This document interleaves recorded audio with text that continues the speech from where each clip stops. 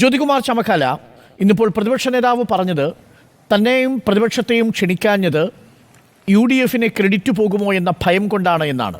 VN Vasavan രാവിലെ എന്നോട് സംസാരിച്ചപ്പോൾ പറഞ്ഞത് ഇതൊരു ട്രയൽ റണ്ണാണ്, ഇതിനെ പ്രതിപക്ഷ നേതാവിനെ ക്ഷണിക്കേണ്ട ആവശ്യമില്ല, നേരത്തെ ക്ഷണിച്ചിരുന്നു, ക്രെയിനുകളുമായി വന്ന കപ്പലിന് സ്വീകരണം കൊടുക്കുമ്പോൾ ഇനി കമ്മീഷൻ ചെയ്യുന്ന ഘട്ടത്തിൽ നമുക്ക് ക്ഷണിക്കാം.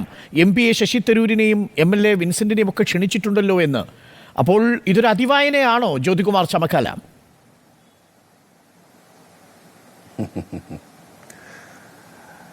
അരുൺകുമാറെ, ഇവിടെ ട്രയൽ റൺ, ഇവിടെ അവിടെ തുറമുഖത്തിൻ്റെ ആവശ്യത്തിനായി ഒരു ക്രെയിനുമായി വന്ന കപ്പലിന് നൽകിയിട്ടുള്ള സ്വീകരണം, ആ സ്വീകരണത്തിനേക്കാൾ എല്ലാ അർത്ഥത്തിലും അതിഗംഭീരമായിട്ടാണ് ഇപ്പോൾ ട്രയൽ റൺ മറ്റൊരു ഉദ്ഘാടനം. സ്വാഭാവികമായിട്ട് ഈ മന്ത്രിസഭ ശ്രീ പിണറായി വിജയൻ്റെ നേതൃത്വത്തിലുള്ള മന്ത്രിസഭ അവിടെ ഓരോ ഘട്ടത്തിലും ഇതിനൊക്കെ ആഘോഷകരമായ ഉദ്ഘാടനങ്ങൾ നടത്തിയിട്ടുണ്ട്.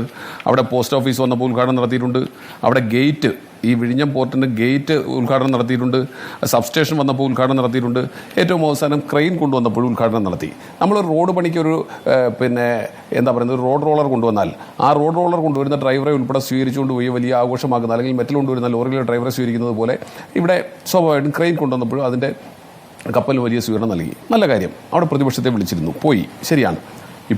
ഇപ്പോൾ ട്രയൽ റൺ നടക്കുന്നു. മദർഷിപ്പ് ആദ്യമായി വിഴിഞ്ഞത്ത് തീരത്തെടുക്കുന്നു. അവിടെ 10,000-ഓളം പേരെ പങ്കെടുപ്പിച്ചുകൊണ്ടാണ് ഈ പരിപാടി നടത്തുന്നത്. അവിടെ കേന്ദ്രമന്ത്രി പങ്കെടുക്കുന്നുണ്ട്, മുഖ്യമന്ത്രി പങ്കെടുക്കുന്നുണ്ട്, 6 മന്ത്രിമാർ ഉൾപ്പെടെ പങ്കെടുക്കുന്നുണ്ട്. അപ്പോൾ അത്രയും ആളുകൾ, അത്രയും ജനപ്രതിനിധികൾ, ആ സംസ്ഥാനത്തിൻ്റെ 20 മന്ത്രിമാരിൽ 6 മന്ത്രിമാർ ഉൾപ്പെടെ പങ്കെടുക്കുന്ന, മുഖ്യമന്ത്രി ഉൾപ്പെടെ പങ്കെടുക്കുന്ന, കേന്ദ്രമന്ത്രി ഉൾപ്പെടെ പങ്കെടുക്കുന്ന 10,000-കണക്കിന് ആളുകൾ പങ്കെടുക്കുന്ന ആ യോഗത്തിലേക്ക് പ്രതിപക്ഷ നേതാവിനെ ക്ഷണിച്ചില്ല എന്ന് പറഞ്ഞാൽ സ്വാഭാവികമായും അതിൽ ഒരു പന്തികേടുണ്ട് എന്നാരെങ്കിലും പറഞ്ഞാൽ കുറ്റപ്പെടുത്താനാകുമോ? പക്ഷേ ശശി തരൂരിനെ സംബന്ധിച്ച് നമ്മൾ ചർച്ച ചെയ്യുമ്പോൾ MLA വിൻസെന്റിനെയും ക്ഷണിച്ചിട്ടുണ്ടെന്നാണ് സർക്കാർ പറയുന്നത്. ആയിക്കോട്ടെ, വിളിച്ചിട്ടുണ്ട്, ശരിയാണ്, തെറ്റില്ല. എന്തുകൊണ്ട് പ്രതിപക്ഷത്തിന്റെ മറ്റ് നേതാക്കന്മാരെ വിളിക്കുന്നില്ല, പ്രതിപക്ഷ നേതാവിനെങ്കിലും വിളിക്കുന്നില്ല? ഇത്തരത്തിൽ കേരളത്തെ സംബന്ധിച്ച്, ഇന്ത്യയെ സംബന്ധിച്ച് അഭിമാനകരമായ ഒരു പ്രോജക്റ്റ്, അതും UDF-ന്റെ കാലത്ത് തന്നെ ആരംഭിച്ചിട്ടുള്ള, താങ്കൾ സൂചിപ്പിച്ചതുപോലെ 91-96 കാലഘട്ടത്തിലും 2001-2006 കാലഘട്ടത്തിലും 2011-2016 കാലഘട്ടത്തിലും UDF-ന്റെ നേതൃത്വത്തിൽ ഏറ്റവും കൂടുതൽ ശ്രമഫലമായി, UDF-ന്റെ കൂടി ശ്രമഫലമായി നടന്നിട്ടുള്ള ആ പദ്ധതിയെ സംബന്ധിച്ച് ഞങ്ങൾ ഒരിക്കലും അതിനെ പിന്നിൽ നിന്ന് കുത്തിയിട്ടില്ല. ഞങ്ങൾ ആ പദ്ധതി അഴിമതി നിറഞ്ഞതാണെന്ന് പറഞ്ഞിട്ടില്ല. ഞങ്ങൾ ആ പദ്ധതിയുടെ അഴിമതിയെക്കുറിച്ച് കമ്മീഷനെ വെച്ചിട്ടില്ല. ഞങ്ങൾ അത് അന്വേഷിച്ചിട്ടില്ല. ഞങ്ങളുടെ നിലപാട് ഒരിക്കലും ഞങ്ങൾ തിരുത്തി പറഞ്ഞിട്ടില്ല. ഞങ്ങളുടെ നിലപാടിൽ ഒരിക്കലും ഘടകവിരുദ്ധമായ നിലപാടുകൾ ഞങ്ങൾ സ്വീകരിച്ചിട്ടില്ല.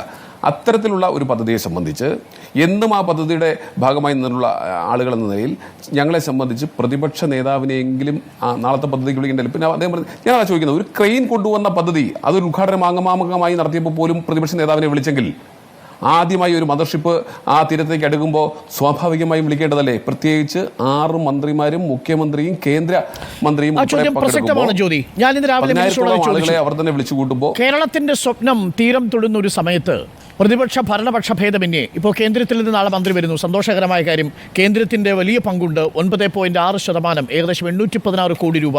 അദാനിയുമായിട്ട് ഈ പോർട്ട് ഒപ്പിടാൻ ആവശ്യമായിട്ടുള്ള പശ്ചാത്തല സൗകര്യം ഒരുക്കിയത് കേന്ദ്രം കൂടിയാണ്. അന്ന് ഉമ്മൻചാണ്ടി സർക്കാർ AV തോമസിൻ്റെ വീട്ടിൽ പോയി ഈ അദാനിയുമായിട്ട് ചർച്ച നടത്തിയതൊക്കെ നമ്മുടെ കൺമുന്നിലുണ്ട്.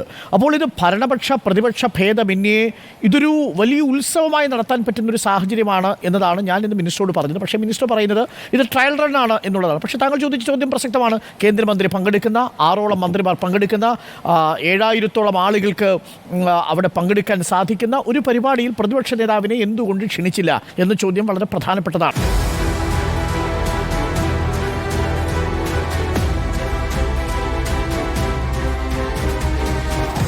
Debate with Arun Kumar.